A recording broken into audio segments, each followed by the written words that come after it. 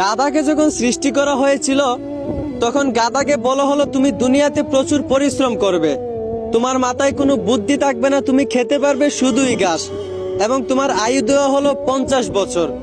এইটা শুনে গাধা বলল, হে প্রভু, আমি এত বছর বাঁচতে চাই না, আমাকে বরং 20 বছর আয়ু দিন আর 30 বছর আয়ু ফিরিয়ে নিন।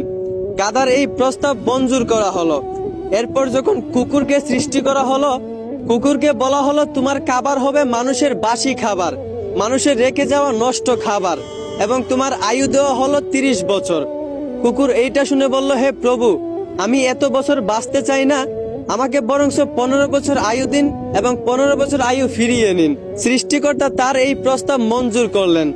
তারপর যখন বানরকে সৃষ্টি করা হলো, তখন বানরকে বলা হলো তোমার কাজ হবে দুনিয়াতে শুধু এক ডাল থেকে আরেক ডালে ঝুলাঝুলি করা, মানুষকে বিনোদন দেওয়া, এবং তোমার আয়ু দেওয়া হলো 20 বছর। বানর তখন প্রভুকে বলল, হে প্রভু, আমি এত বছর বাঁচতে চাই না, আমাকে বরং 10 বছর আয়ু দিন আর 10 বছর আয়ু ফিরিয়ে নিন। সৃষ্টিকর্তা বানরের এই প্রস্তাব মঞ্জুর করলেন। এরপর এলো পুরুষের পালা।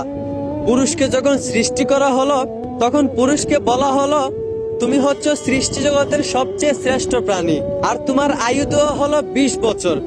এইটা শুনে পুরুষ বলল, হে প্রভু, আমি এত কম বছর বাঁচতে চাই না, আমাকে আরো বেশি আয়ু দিন।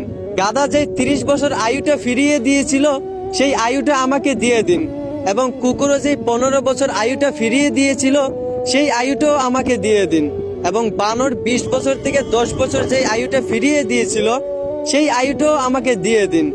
সৃষ্টিকর্তা পুরুষের এই প্রস্তাব মঞ্জুর করলেন। মূলত তারপর থেকেই একটা ছেলে পুরুষ হয়ে বাঁচে 20 বছর, আর বাকি 30 বছর বাঁচে গাধার মতো। ওই যে গাধার 30 বছর আয়ু তাকে দেওয়া হয়েছিল। গাধা যেমন দিন রাত পরিশ্রম করে, ঠিক তেমনি একটা পুরুষকেও বাকি 30 বছর পরিবারের জন্য দিন রাত পরিশ্রম করে কাটাতে হয়। বাকি 15 বছর পুরুষদেরকে বাঁচতে হয় কুকুরের মতো। ওই যে কুকুরের ফিরিয়ে দেওয়া আয়ুটা তাকে দেওয়া হয়েছিল। একটা কুকুর যেমন মানুষ যা দেয় তাই খেয়ে বেঁচে থাকতে হয়, ঠিক তেমনি একটা পুরুষও বাকি 15 বছর সন্তানেরা তাকে যা দেয় তা খেয়েই বেঁচে থাকতে হয়। আর বাকি 10 বছর পুরুষদেরকে বাঁচতে হয় ঠিক একটা বানরের মতো। ওই যে বানরের 10 বছর ফিরিয়ে দেওয়া আয়ু পুরুষদেরকে দেওয়া হয়েছিল।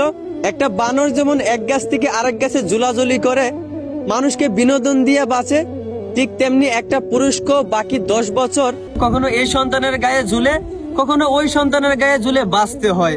মূলত পুরুষের জীবনটাই এইরকম। আশা করি এখন বুঝতে পারছেন একটা পুরুষের জীবন কতটা কঠিন। ধন্যবাদ।